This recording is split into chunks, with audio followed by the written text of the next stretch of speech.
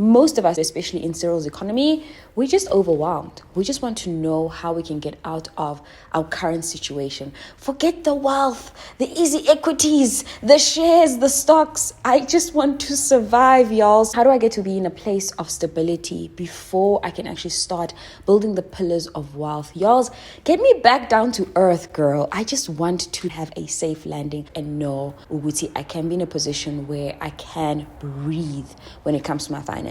Hello and welcome back to the channel. If you want to take control of your finances, well, this is the video for you. Let's get straight into it. So this video is going to delve into how we can get to a place where we can be stable first before building those pillars, and of course that final roof where you're financially independent, when you don't care whether income is coming in or not. Girl, you're good. Give this video a massive thumbs up, comment down below and let me know where you are in your financial situation, and of course don't forget to subscribe if you haven't already. Also, don't be scared. Whatever the financial situation looks like today, tomorrow can look different. Let's get straight into it and delve into spring cleaning our finances.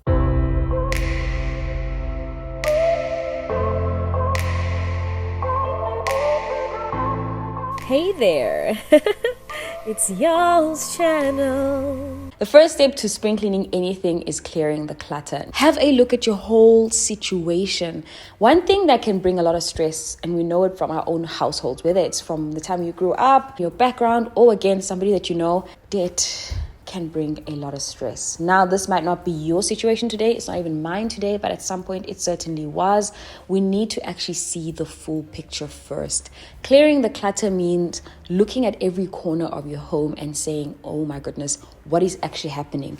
What debt do I have? How much debt do I have? Make an actual list. Now, it's going to require action from you if you are in this position. So, how much debt do I have? I need you to write these things down.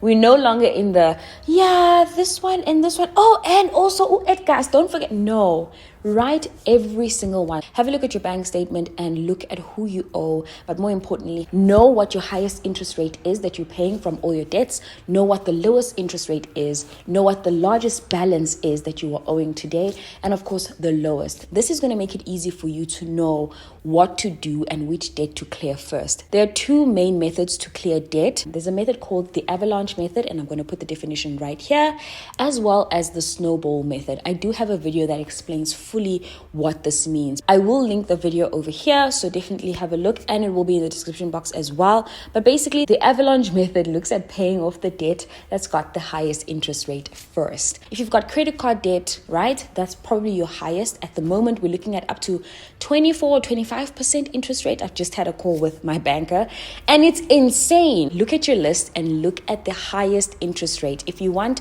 to do the avalanche method, then you take that debt and say every single month I'm going to be putting extra.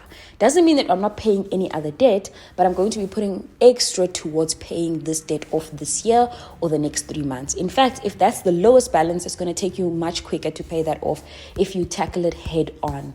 The snowball method is the opposite. What is the smallest balance that's on my debt list? If that's the smallest balance, then pay that off and pay it off within a time that is appropriate to your budget. Once you've chosen which method works for you, stick with that method for the next few months. What if I don't have enough? You know, what comes in at the end of the month is so tight, there is nothing that I can do. If you can't decrease your expenses, have a look at how you can increase your income. I know the economy is tight. I know the job market is tight, but there are lots of ways today, especially using digital ways. You can look at, literally ask ChatGPT how you can increase your income. However, it does take time applying for online jobs, looking for remote work on top of what you probably have already, and it might be a lot.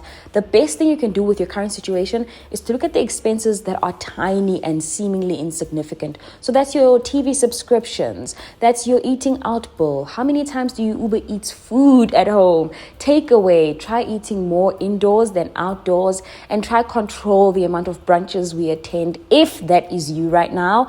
If you can't change your expenses, we have to try and then readjust our income, because our income does not have a cap. We can earn infinitely through making digital products, charging friends for services that we know we're skilled in. But if we can't do that, the best thing to do is right now and here now is to look at what you have in terms of expenses and where you can adjust. But what can we do with the situation that we are served with? We all serve different cards, and I don't want to be blind to that, but I also want to say, well, let's look at tailor making things for you. The other thing is, I don't want to look at my situation because I'm better off not knowing. But there's something called the ostrich effect. And yes, it feels good right now not to look. But let me tell you, in the long term, it hurts you far more than you may understand. You cannot manage what you do not measure.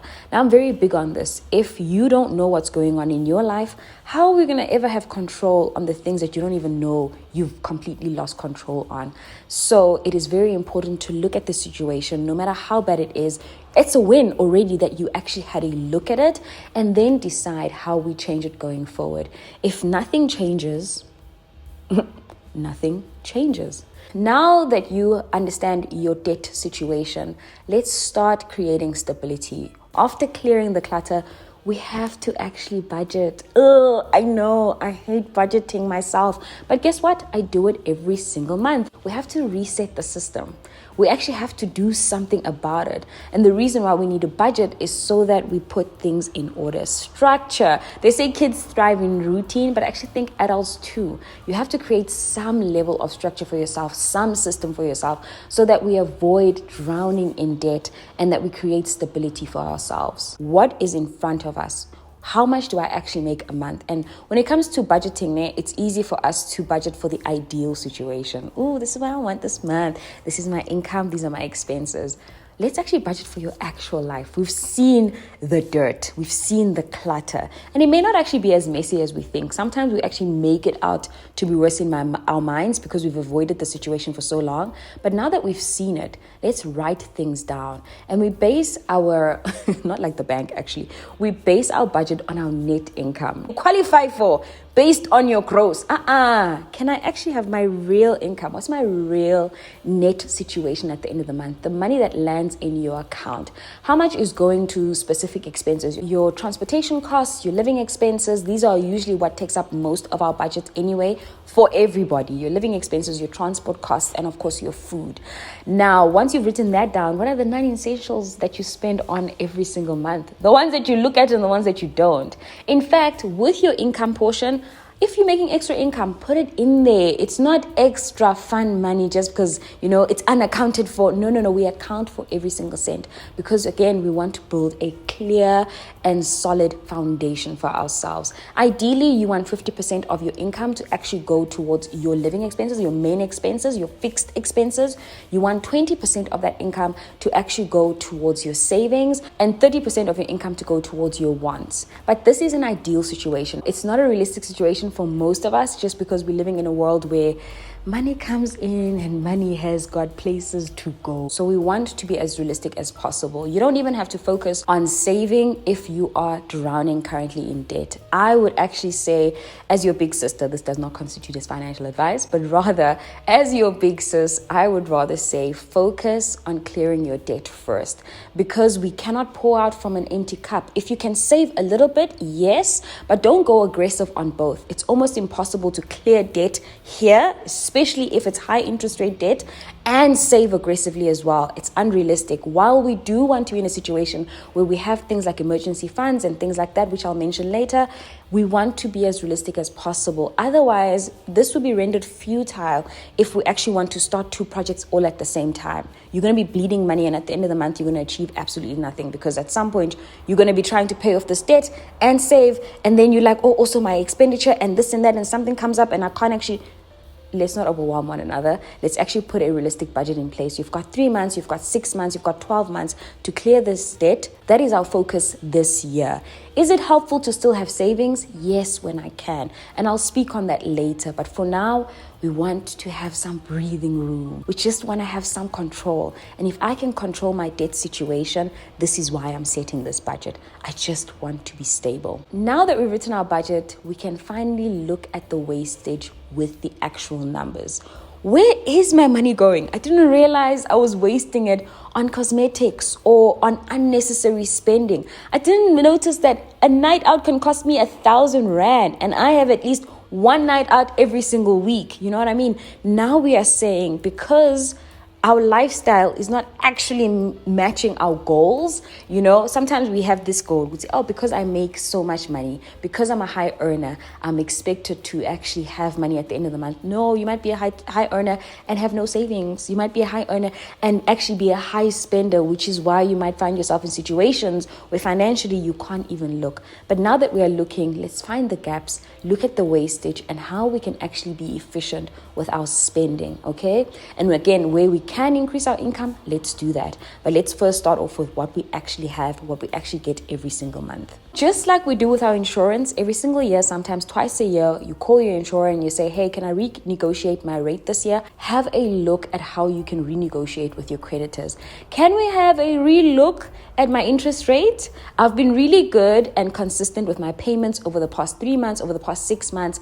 Can I actually go down from 21% to 18% or 20% or prime less X amount, because I've been paying prime for the past whatever many years and I've been consistent in doing so. I've never defaulted. Especially if you are really good with your credit, then you can actually have leeway and utilize these advantages. Many people renegotiate their rates every year or two. Why not do the same? The worst that you can get is a big fat no. The best that you can get is an even better rate than what you had and were paying last year. And now you're creating again a little bit more room for you to pay off your debt faster, and of course a little bit more room for you to actually have money in your pocket. The other thing, as I mentioned, is that 50% of most people's budget goes towards your living expenses. But where there are savings gaps, where you can save money, I say take it. There's absolutely no shame in downgrading your lifestyle for the purposes of actually moving forward in the future. You know that slingshot effect that I always talk about? I see absolutely no shame if it's for the betterment of your financial future. If you are somebody who's still struggling to try and get rid of debt, this is not the time to take on more debt. Just because your budget is working right now and we are on track with our debt payments, we don't want to be adding new debt to our budget. We don't want to be using our credit card to be financing our lifestyle because we're currently paying off other debts or we're putting in extra money. Rather not put in any extra money and actually live off what you actually make. And if you can't, the aim here is to live below our means, right? Not to add on more stress, because it's just going to find us in a debt cycle, in a place where we keep going literally around like a dog chasing its tail. And this exercise would be useless if that's what we're doing here. The only reason we are talking about budgeting is to create structure. Every single month, whether you like it or not, money comes in and money goes out. We just want to understand where it's going, how it's coming in, and how it's flowing, so that we can get to a place where our heads are above water. And once we've mastered that, trust me, you will budget without even thinking about it. Now, we have done the hard work of managing, or trying to manage our debt, that is, trying to figure out how we can stay on track. We've also written things down, made a list, and created a budget so that we can stick to. We now need to start creating some breathing room. There is nothing worse than knowing that your situation is tight and that you could potentially stay there forever. I don't want us to stay there. I want us to move forward. We want to create some sort of peace of mind for us. And we do this by saving, but only once we've established managing your debt and having a budget in place. Now we try and look for where there's extra income so that we can start saving a little. Pikkie maak meer, sê die Afrikaners. A little makes more. Do you have an extra $200 a month? Don't spend it on that extra KFC, my sister. If you are already saving on that next Netflix bill just because somebody else is paying for it and you've got the logins, please take the equivalent and put it away. I'm not saying be aggressive. I'm saying start with that 200 Rand. It's now 229, I think, the subscription. Ne? Check that amount and put it away into a savings account if you've never saved in your life before. If you have, start with $1,000 if you've got that extra 1,000 Rand, and actually get your muscles into the savings mode. We don't need to be aggressive, and I say this again, we just need to be consistent.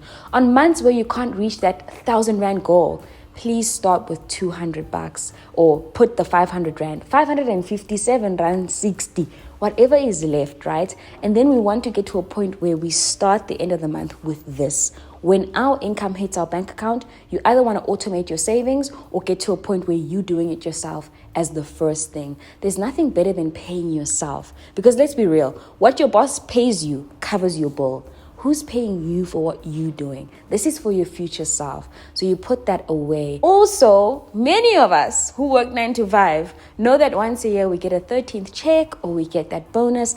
Any extra money that you are expecting, sometimes it's unexpected, like the SARS refund as well. Please do yourself the favor and gift it to yourself into your savings. Every seed turns into a fruit. You know this by seeing the tree, right? But it starts with a small seed. So start and build and create breathing room for yourself so that you don't find yourself where you are drowning in debt. You cannot manage your money. You cannot manage your budget simply because you don't have any leeway.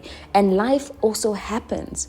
Sometimes you are sick. Medical aid savings have run out. It's that thing that's going to help you create that breathing room where it's okay, I actually have enough for this consultation, because doctors' consultations are so expensive these days. They make me want to cry. And also, medical aid doesn't cover everything. So create some breathing room for all emergencies, but start small. I want to emphasize the fact that at this point, we are not trying to create wealth. We're just trying to create a peace of mind. Lastly, now we can come to planting for your future self. Okay? I love talking about this, but I also understand that when your finances are messy, planning for investments is a real luxury. It's a real privilege. When you hear all of these things, it's so unattainable, inaccessible, and I don't want us to be out of touch. But I do want us to start thinking about investing, especially once we've practiced and we've got a handle over our debt, our budget, and our savings. But we have to first start with investing in ourselves. So start off with financial literacy. Get the basics. What is this compound interest everyone is talking about? Hey, in fact, I like a fixed deposit, okay? I can now save 200 Rand every month. Take that 2,400 and put it into a fixed deposit for 6 months. This is just to teach you discipline and also how to not touch or, dip into savings when you've decided, I'm putting it away, right? Learn the basics. Have a look at the interest rates. Have that satisfaction of seeing it go up every single month. Because, oh my gosh, my money is actually growing and I'm not doing anything. I'm not touching it. I'm just letting it grow. Learn as much as you can. Do your research. Don't rely on my research and my knowledge. Get your own. Find out how the risks versus returns and the losses that are involved, whether it's trading and investing. Learn the basics, but also look at your current situation. If you are a 9-to-5er and you do have a retirement plan, go back to HR, please. Tell them I sent you and find out if your employer is matching your retirement plan every single month. So in other words, if they're matching exactly what you're putting towards retirement every single month. And if they are you at your maximum threshold? So there is a maximum contribution that you can make towards your retirement, whether that's pension or RA. And most of the time, I know in South Africa, a lot of corporates match whatever contribution you're making. So 100%. If I'm putting in 2,000 Rand every month from my gross salary, they actually match that with another 2,000. Listen, there is nothing better than knowing that your future self is sorted. If you can increase that to 2,500 or 3,000 Rand and your employer can match that amount, what are you waiting for? Please understand what your retirement plan is within your workspace. And if your employer can match a maximum, which you have not reached, go and reach that maximum. Every single year when you get an increase, please put that money towards your future self. There is nothing worse than seeing pensioners suffer. I think my friend actually mentioned it in one of our videos. There's nothing worse than growing old. I think she called it the arrogance of youth. Getting to when you are older because you are so arrogant in your prime. You didn't put anything away and now you're poor and you're a pensioner. Please, man, don't do that. You were balling when you were young. Don't peak in your youth car. Peak in your grandmotherness, traveling, Boma Portugal, Boma European summer. I want to see that. Start planting those seeds now. Also, be able to see that as free money towards your own future. Whatever your employer is putting in is free money. So there's nothing better than somebody seeing your commitment, which, okay, I'm going from 2,000 Rand to 3,000 Rand in my contribution, and them saying, oh yeah, I'll match that. Take it. It's there. Once you've mastered the retirement plan and it's not hurting your pocket every single month, we can now look at tax-free investment accounts. You've got a limit of 36,000 Rand every single year that you can put towards this. I do have a video on it as well. I'll link it up here. But essentially a lifetime limit of 500,000. I say if you can do it, do it. If you can't do it for yourself, at the very least, if you've got children, please do it for one of them. And then every year increase, okay? But it is always better for you because once again, when you get this money in the future, there's no cap to how much interest you can earn on that. And it is tax-free. Whatever interest you earn, whatever returns you make. So whether you take your tax-free account and put it into a trading platform like Easy Equities or a bank, the government cannot touch whatever you make from that, which is amazing. And that's why I would say every South African citizen deserves a tax-free investment account. If you start this year, I'd say continue it over the next 14, 15 years to reach that 500,000 limit. If you are going to dabble into investments, start small, think big, start small. So start with ETFs. These are baskets of shares, okay? Look at the performance history. Go for the ones that are most common. This is not advice, but as your big sister, I would say don't go aggressive. Don't go for single shares you don't understand. I hear people saying, invest in products that you like, in companies that, you already use the products, buy an Apple stock. Okay. Did you research? Is that research-backed information? Who's to say Apple is going to be here? Because it's here today, who's to say it's going to be here tomorrow? Yeah, so rather go for the things that have got 10 years, decades of performance. Okay. And again, if you need more financial advice on this, I would say contact a qualified financial advisor to give you more information on where to invest to make the best and highest returns. So contrary to saving, when it comes to investing, we're not here to reach a short-term goal. It's long-term gains to reach long-term goals. So it is for your future self. We're thinking in decades, not days. Whereas most of the time, our savings is attached to a specific goal. In the next 3 months, I want to do X. In the next 6 months, I want to travel. Whatever that looks like for you. But understand that your investments are not meant for that. In order for you to see real returns, you've got to wait it out. It's about time in the market, okay? Once you have set up your savings and your long-term investment strategies, try to stick to that every single month. Now, it may not be possible on some months, but consistency breeds results. This is not about you reaching unrealistic goals. It's about you getting out of a situation where you are possibly drowning in debt, getting to a place where you are stable, and then a place where you have breathing room and savings. And of course, the investment part is your future self who's going to thank you at the end of this. It costs you absolutely nothing to look at your finances. It costs you absolutely nothing to take that pen, put it on paper, write down your current financial situation, and actually make a plan to change it. That costs you zero, maybe a little bit of time. The payoff is so much more worth it. And you're going to thank yourself for that little stretch session you had with yourself. You're also going to find yourself in a far better position than you were when you weren't looking, when you were ignoring the signs, when you weren't looking up ahead for the effects of today's decision into tomorrow's outcome. I really hope this is helpful. I want to know from you, what action are you going to take from this video? Don't forget to share it with somebody who needs it. You may not need it for your situation right now, but somebody else might be out there thinking to themselves, where do I go from here? I don't even want to look. Let them know about the ostrich effect. It is better to know than not to know. Don't forget to give this video a massive thumbs up. Comment down below and let me know your current financial situation. If you're brave enough, there's no shame in actually saying, right now things are in shambles, y'all. It's fine. We can fix that. It's okay. As long as we are taking action through small steps, we can make the biggest difference at the end of some consistency. Everything takes time, but you need to take the first step. I love you guys so much. Don't forget to subscribe if you haven't already. It is absolutely free. I love you guys so much. Bye.